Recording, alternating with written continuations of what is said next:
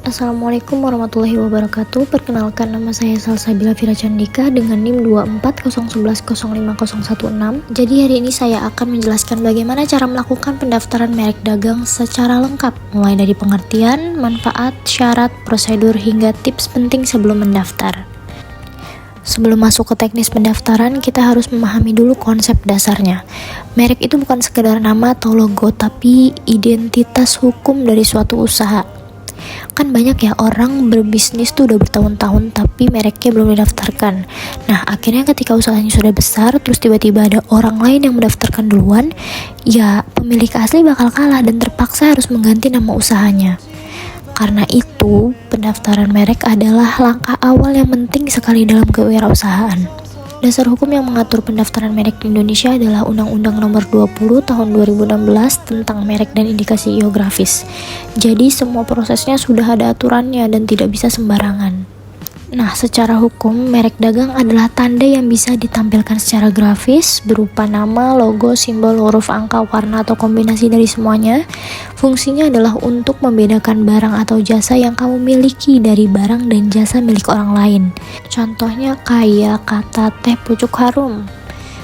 Terus logo Apple yang buah apelnya tergigit sedikit itu juga merek. Terus kombinasi warna ungu Milo itu juga bagian dari merek. Terus masih banyak yang lainnya juga. Nah, kalau tidak didaftarkan, siapapun bisa meniru dan kamu tidak punya kekuatan hukum untuk melarang mereka. Selanjutnya, pendaftaran merek memberikan beberapa keuntungan yang sangat besar. Yang pertama adalah perlindungan hukum. Jadi kalau ada orang yang meniru nama atau logo kamu bisa menuntut berdasarkan hukum.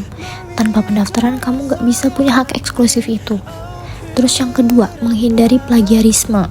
Banyak ya kasus UMKM yang sudah terkenal tapi mereknya diambil orang dan didaftarkan terlebih dahulu. Akhirnya pemilik asli kalah. Lalu yang ketiga adalah hak eksklusif selama 10 tahun. Jadi kamu satu-satunya orang yang boleh memakai merek itu di kelas barang atau jasa yang kamu daftarkan. Dan yang terakhir ada meningkatkan nilai bisnis, di mana investor biasanya akan melihat apakah merek sudah terdaftar atau belum. Karena merek yang resmi dan sah akan meningkatkan nilai perusahaan. Selanjutnya adalah syarat pendaftaran merek. Syaratnya tuh nggak sulit guys, jadi hanya perlu disiapkan dengan benar. Nah, berikut penjelasan detailnya. Yang pertama, etiket atau logo merek. Nah, ini adalah gambar yang akan digunakan sebagai identitas. Formatnya harus jelas, biasanya berbentuk JPG atau PNG, maksimal 2 MB. Kemudian yang kedua itu ada identitas pemohon. Kalau per orang biasanya KTP, terus kalau badan usaha biasanya NPWP dan akta pendirian. Terus yang ketiga ada kelas barang atau jasa. Nah, ini penting ya karena menentukan perlindungan hukum. Indonesia memakai NICE Classification yang terdiri dari 45 kelas, misalnya kelas 30 yaitu makanan dan minuman ringan, terus kelas 25 yaitu pakaian, kelas 35 yaitu jasa penjualan. Nah, pemilihannya harus tepat, kalau salah ya kamu tidak terlindungi. Terus yang keempat adalah syarat pernyataan kepemilikan.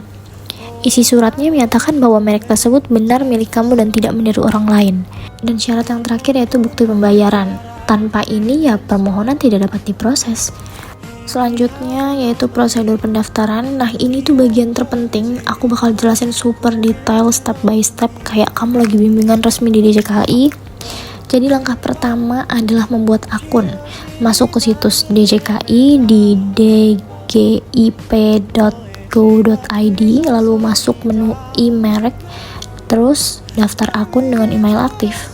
Kemudian langkah keduanya, login dan isi formulir. Setelah login, pilih ajukan permohonan, terus isi formulir dengan sangat teliti, mulai dari nama pemohon, alamat, kelas barang atau jasa, terus upload logo atau etiket. Nah, jika terjadi kesalahan data, maka proses bisa ditolak. Kemudian langkah ketiga adalah pemeriksaan formalitas kurang lebih 15 hari. DJKI akan mengecek apakah dokumen kamu lengkap. Kalau ada kesalahan, kamu akan diminta untuk memperbaiki. Terus langkah keempat adalah masa pengumuman, yaitu selama 2 bulan.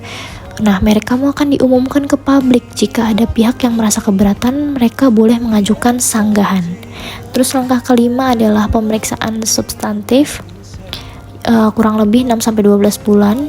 Jadi DJKI mengecek apakah merek kamu unik, tidak mirip dengan merek lain, atau tidak mengandung unsur terlarang.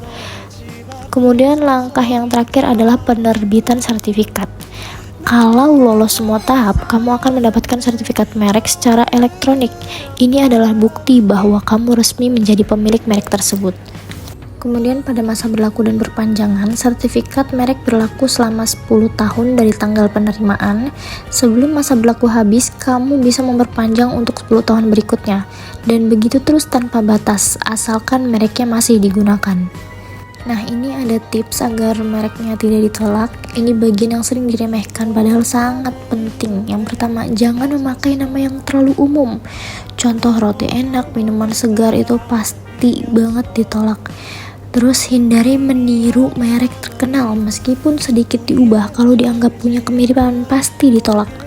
Terus cek dulu di website DJKI, gunakan fitur pencarian merek untuk memastikan belum ada yang menggunakan nama atau logo yang sama. Terus pastikan merek bisa dibaca atau mudah diucapkan. Ini penting untuk pemasaran dan branding. Baik, sebagai penutup, dapat saya simpulkan bahwa pendaftaran merek dagang bukan hanya formalitas administratif, melainkan langkah strategis yang menentukan keberlanjutan sebuah usaha. Nah, dengan mendaftarkan merek sejak awal, kita telah memberikan perlindungan hukum terhadap identitas bisnis yang kita bangun, mencegah terjadinya plagiarisme, serta menegaskan hak eksklusif atas nama dan logo yang kita ciptakan. Selain itu, pendaftaran merek juga dapat meningkatkan profesionalitas dan kredibilitas usaha di mata konsumen, mitra bisnis, maupun investor. Banyak kasus UMKM yang terpaksa mengganti nama usahanya karena mereknya tidak terdaftar, padahal mereka sudah membangun branding bertahun-tahun. Nah, dari situ kita bisa belajar bahwa perlindungan merek adalah investasi jangka panjang yang sangat penting. Baik melalui pemahaman mengenai syarat, tahapan pendaftaran, biaya, hingga tips agar permohonan tidak ditolak, kita nih sebagai calon wirausahawan diharapkan bisa lebih siap dalam mengelola dan melindungi aset intelektual yang kita miliki. Nah, dengan memiliki merek yang terdaftar, kemudian usaha yang kita jalankan akan memiliki dasar hukum yang kuat dan peluang berkembang yang jauh lebih besar. Demikian penjelasan yang dapat saya sampaikan mengenai pendaftaran merek dagang. Semoga materi ini dapat bermanfaat dan menambah wawasan kita semua dalam membangun usaha yang lebih aman dan profesional. Terima kasih atas perhatian teman-teman semua. Wassalamualaikum warahmatullahi wabarakatuh.